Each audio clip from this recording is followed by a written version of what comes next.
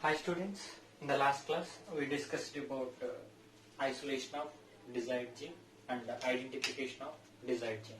See, in that class we discussed about the pattern to isolate desired gene and identification of desired gene. But finally we get one of the gel, cutted gel piece. Within that gel piece we have our desired DNA. Again, the DNA collected, the desired DNA fragment collected, right? The step is called as elution, right? After that elution process, we wash that gel bead and we get that desired DNA fragment. That desired DNA fragment subjected for the gene amplification process. Gene amplification is nothing but that is the one of the desired DNA fragment. That fragment, we need many number of fragments. We need the desired DNA fragments, many number of fragments. So we need many number of desired DNA fragments, right? So how many number of desired DNA fragments are produced? See, the process is called as gene amplification process. So this is the one of the step within biotechnology process or RNA technology process, amplification of desired gene. Amplification of desired gene. See, amplification of desired gene done by the polymerase chain reaction. See, that is nothing but PCR. The device is called as PCR. So, PCR is one of the device. That device. See, this is one of the huge box-like structure. This is one of the box-like structure. Within this, inside that box, there is an different water content is there and enzymes are present, deoxyribonucleotides are present, and temperature regulation is there. So all the components which are required for the DNA synthesis, which are added inside to that box, that is nothing but within that water content, or sometimes maybe buffer also maintained here. So here what I am telling, this is the one of the huge box, not huge, there is a moderate box like structure, maybe having this much of the size. That box inside, we are maintain the water, or in certain cases mostly water, in certain cases buffer also maintained. It maintains the pH, right? See, we are extracted different types of DNA synthesizing enzymes, which are nothing but DNA polymerases, which are added to the box, and deoxyribonucleotides also added, right? So all these are added and different types of temperatures are maintained. Finally, inside that box, our desired DNA amplification takes place, because we are added one desired DNA fragment. That fragment produces many number of copies. Simply billions of copies are produced. Right? So how the process takes place, we'll discuss. First of all, history regarding to the PCR, right? See, first of all, what is PCR? PCR, we are using small quantity of DNA can be cloned. By the usage of PCR, the small quantity of DNA can be cloned. Cloning is nothing but production of identical copies or same copies. That is nothing but replica. Same, we have one original notes. For suppose one of the student wants the same notes, easy process is Xerox. Xerox is nothing but the replica. So here also we have one desired gene. That desired gene subjected to the PCR. That PCR produces same type of copies. At the same time, many number of copies are produced. So that's the reason why the process is called as cloning. See, small quantity of DNA can be cloned and produces billion number of copies. We have only one desired DNA fragment. This is one of the gel. Within the gel, only one desired DNA fragment is present. That fragment is subjecting to the PCR. End of the PCR reactions, we get many number of copies. Billion number of copies, right? So that is nothing but the cloning process, and end of the cloning we get the billion number of copies. and this technique first introduced by the Carey Mullis. The scientist name is Carey Mullis in 1983. See, the PCR technique invented by the Carey Mullis in 1983, right? He got Nobel Prize. For this invention, he got Nobel Prize. That is also one of the important bits, sometimes asking. He got Nobel Prize for the invention of PCR. For the invention of PCR, right? See, PCR is there. PCR is one of the devices. So how the PCR have the capacity to synthesize the DNA? How the PCR have the capacity to synthesize the DNA? If anyone asks me the question, in our cells, how the DNA synthesis takes place? We know, most of the students already well known about the answer is the DNA polymerase. DNA polymerase is the enzyme. DNA polymerase enzyme involved in the synthesis of DNA. For suppose this is the DNA by the usage of DNA fragment, right? See, again DNA synthesis takes place.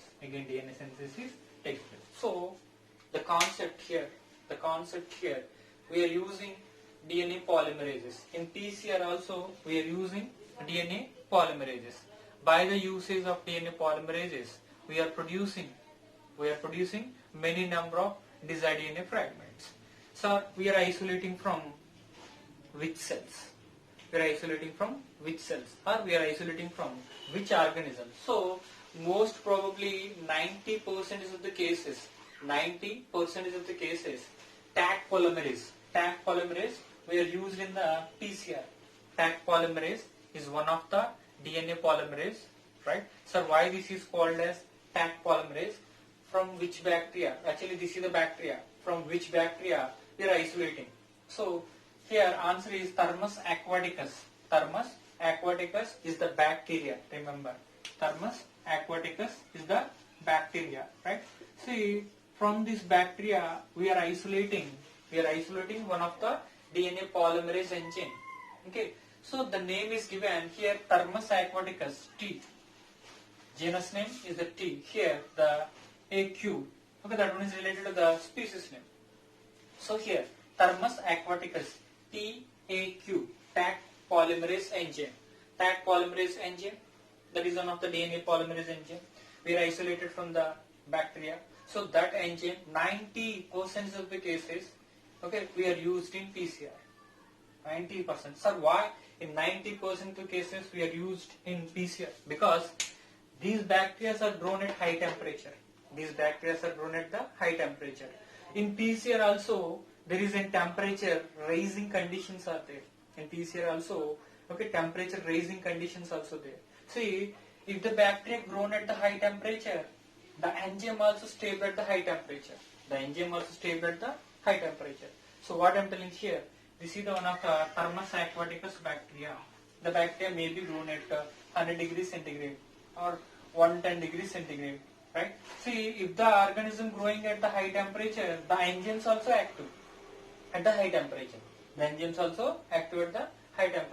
So that is the basic phenomenon, for the usage of Taq polymerase, in the PCR. In PCR also, we are raising the temperature up to 80 degrees centigrade, sometimes maybe 90 degrees centigrade. So that's the reason why 90% of the cases we are using the Taq polymerase enzyme, right? And next one is the mostly 90% of this one. Other polymerases also there, right? See, PFU polymerase enzyme. See, the bacteria name is Pyrococcus furiosus, right? The second one is PFU polymerase, right? Pyrococcus furiosus, right? That is the one of the bacteria name. This one is also bacteria, right? So from this bacteria we are isolating another type of DNA polymerase enzyme, right? This one we called as PFU, puff polymerase. That is nothing but PFU polymerase, right? The third one, Wnt polymerase. The third one is the Wnt polymerase. See, this enzyme naming is quite different from the remaining enzymes, because here P, this is the genus name, FU is the species name. PFU, puff, right? Puff polymerase enzyme. Puff polymerase enzyme or PFU polymerase enzyme. But here, okay, Vent is not related to the genus, not related to the species. This is the different nomenclature process. So here, Vent polymerase enzyme, that enzyme isolated from the Thermococcus litoralis, right? Thermococcus litoralis. That is the one of the bacteria. So these are the three different types of bacteria. From these bacteria, we are isolating the DNA polymerase enzymes. We are used in PCR.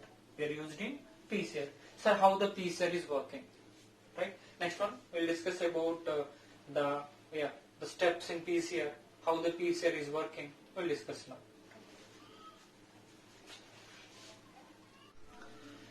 Coming to the next one is steps in PCR. Steps in polymerase chain reactions. Right? Generally, these steps are very easy to understand, right? Because already we know about these steps. But any pattern we don't know. But basically, the meaning of steps we already know. See, in PCR, majorly three steps are present. One is called as denaturation. Denaturation, we know about the DNA is always having double stranded structure. This is the DNA having double stranded or double helical structure, right? See, the double helical structure majorly maintained by the hydrogen bonds between the two strands, right? So if the DNA exposed to the more than 80 degrees centigrade, or more than 80 degrees centigrade, the hydrogen bonds are cleaved between the two strands. Once the hydrogen bonds are cleaved, the two strands are separated. So here what I am telling, denaturation is nothing but separation of two strands. So this is the one of the DNA structure, 5 prime to 3 prime, right? This is the 3 prime to 5 prime. Between these two strands, there is an hydrogen bonds are there. These are the hydrogen bonds maintained by the nitrogen bases. Between the two strands, nitrogen bases are there. Adenine, thymine, 2 hydrogen bonds are present. Guanine, cytosine, 3 hydrogen bonds are present, right? So here hydrogen bonds are present. Denaturation is nothing but cleavage of hydrogen bonds between the two strands. So denaturation occurs at 94 degrees centigrade. Within PCR, this is one of the PCR device, right? I already said that there is in water content, majorly water content is present. If the water is boiled, right? If we maintain 94 degrees centigrade, right? We already added here one of our desired DNA. It's having that double stranded structure, right? At 94 degrees centigrade, whatever that hydrogen bonds are there, the hydrogen bonds are cleaved, the two strands are separated within the PCR machine, right? The two strands are separated because at high temperature the hydrogen bonds are cleaved. So that is the first step. We know about the denaturation. Already we know within biomolecule chapter. Coming to the next step is the annealing. See, this is the important one within the PCR, and this is very easy to understand. Annealing is nothing but binding of primers. So what is primer? Within DNA replication also we discussed there is an RNA primers are there, right? The RNA primers which are providing the 3' hydroxyl group. The 3' hydroxyl group involved in the synthesis of DNA. The 3' hydroxyl group involved in the synthesis of DNA. Here also there is an short DNA fragments are present. Right? See, which are having 18 to 22 base pairs. 18 to 22 base pairs. Actually, these are nucleotides. 18 to 22 nucleotides. Right? See, 18 to 22 nucleotides are present. Right? Actually, these are the single stranded structures. Right? So, primers are chemically synthesized oligonucleotides which are having single stranded structure, which are contains 18 to 22 nucleotides which are specifically bind at, these are specifically bind at the 3 prime site. These are specifically bind at the 3 prime site. This is one of the DNA fragment and this is one of the DNA fragment. So this is the 3 prime, this one is 5 prime. This is the 3 prime, this one is 5 prime. So annealing is the second step, right? Okay, annealing is the second step. During annealing process, short DNA fragments are bind at the 3 prime site.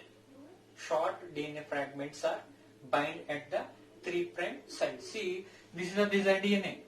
This is the 3 prime site. So the short DNA fragments which are bind at desired DNA 3 prime site. Desired DNA 3 prime site. So what is the use of binding of primer? See, this is the 3 prime site. This is the 5 prime. This is the 5 prime site. This is the 3 prime. So hydroxyl group is provided. This is the 5 prime. This is the 3 prime.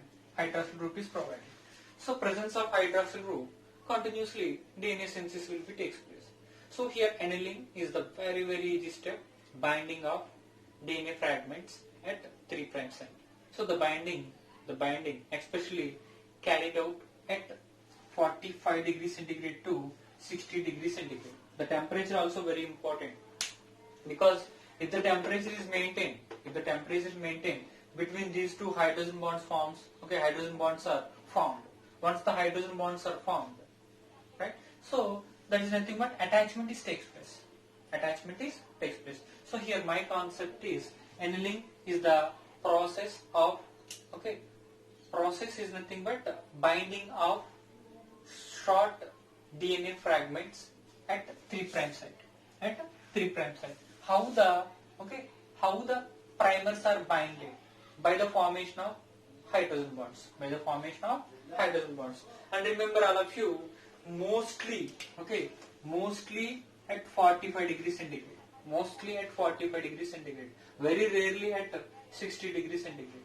Most of the cases for the annealing process, most of the scientists are using 45 degrees centigrade. Rarely at 60 degrees centigrade. So that is about annealing. Simple. Annealing is nothing but binding of DNA fragments, which are having 18 to 22 nucleotides, which are binding at 3 prime site based on the desired gene, which are bind at the 3 prime site, and the primers are provides the 3 prime hydroxyl group. The primers are provides the 3 prime hydroxyl group. The step is called as annealing. Next one is the extension. So extension means we already discussed. This is the one of the 5 prime. This is the 5 prime site. This is the primer, DNA primer, right? This is the 5 prime site. This is one of the primer. So extension carried out presence of Taq polymerase enzyme and deoxynucleotides. See, deoxynucleotides are nothing but deoxyribonucleotides. Anybody want to write here?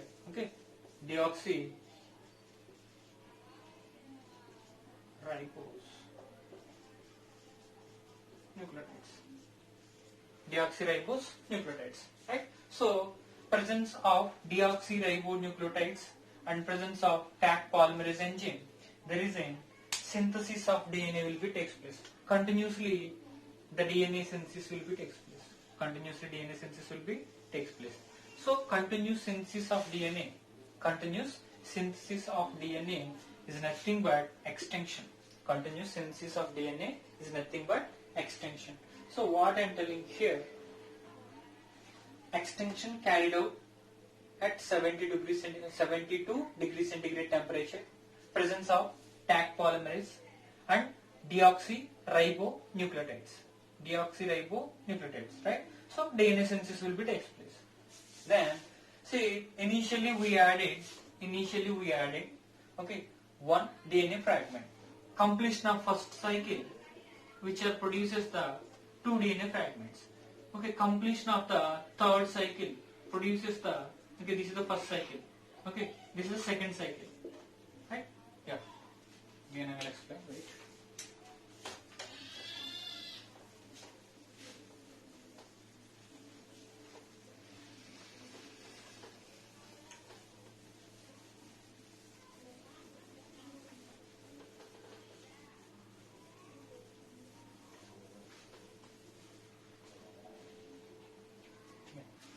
This is the first DNA fragment.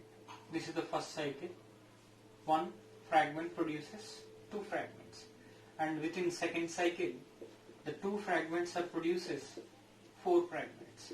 So in every cycle, the number is doubled. Means see, 1, 2, 2 becomes 4, 4 becomes 8. We know about the 2 to the power of n formula.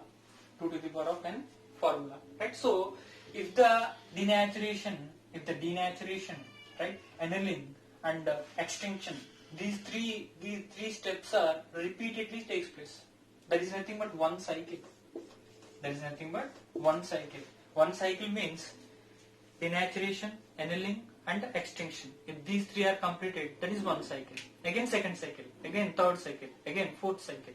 So first cycle 2, second cycle 4, next cycle 8, right? So if the number of cycles are increased, number of desired DNA copies also increased. Number of desired DNA copies also increased. So if 30 cycles are completed, 1 billion copies are produced. 30 cycles are completed, 1 billion copies are produced. So this is the process. Okay, within PCR there is a denaturation, annealing and extinction which takes place in a cyclic manner. If these cycles are repeated, many number of desired DNA fragments are produced. Many number of desired DNA fragments are produced. Right? So that is about steps in PCR. Right? Once we produces the 1 billion copies. Okay. Furtherly, we don't need the more copies. 1 billion copies are enough for us. 1 billion copies are enough for us. Then what we do? The step is called as hold. The process we are holding at low temperature. The process we are holding at the low temperature. At low temperature, the two strands of the DNA are not separated. Enzymes also inactive. So the cycles are not takes place. So we hold the process at the low temperature. Okay. So majorly here 3 cycles. Majorly here, 3 steps. Not cycles, sorry. Majorly here 3 steps. Denaturation, annealing and the extinction. These 3 steps are repeatedly takes place. Finally, we don't need more copies. Then we are holding the process. That is about steps in PCR. This is the one of the method. We are using DNA to produce more number of DNA copies. So this one is the PCR. And see, nowadays one of the different PCR is also there. The PCR is called as RT-PCR. RT-PCR. The steps are same. Okay, this is the very different one. That one is called as RT-PCR. See, RT-PCR is nothing but reverse